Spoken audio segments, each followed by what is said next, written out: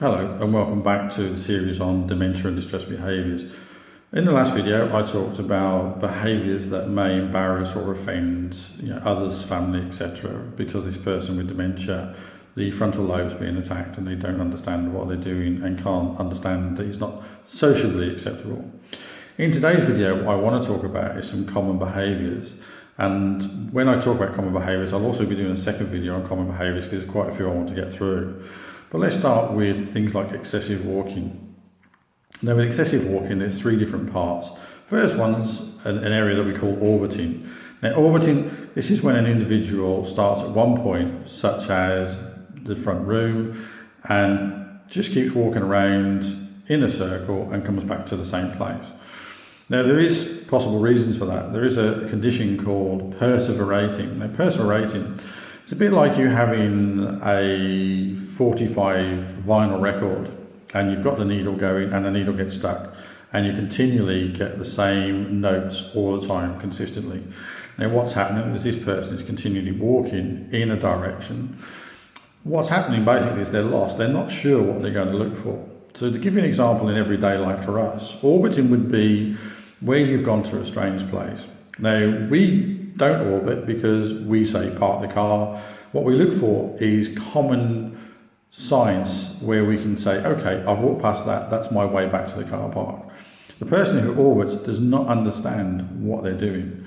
They're stuck in a groove and don't know where to go. We just need to try and get them out of that situation and take them or find where they need to go and obviously relax. One of the things that happens with orbiting or continual walking is this person will expel a lot of energy, therefore will need quite high nutritional needs. The second part is what we call visiting. Now visiting is where some individuals when walking will tend to enter other people's rooms. So if you atypically take a care home, people will walk from one room to another. Now unfortunately in a lot of care homes, and a lot of care homes have changed, but there is still some out there. If you have the doors exactly the same colour, so let's choose white, so they walk down the corridor and every door is white, but I'm not sure which is my bedroom, I will enter every bedroom. The problem is that if I enter one bedroom and let's say there's a box of chocolates.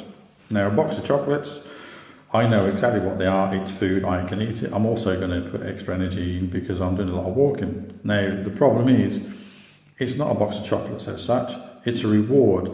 I've entered the place, I found something, for me it's a reward. Now the problem is, if somebody then came along, say a member of staff or a family member, and found them in a room that's not theirs, and they're eating a box of chocolates, somebody's going to say, they're not yours, you shouldn't be eating them. But this person doesn't know that. This person's found these chocolates and sees them as a reward for entering that room.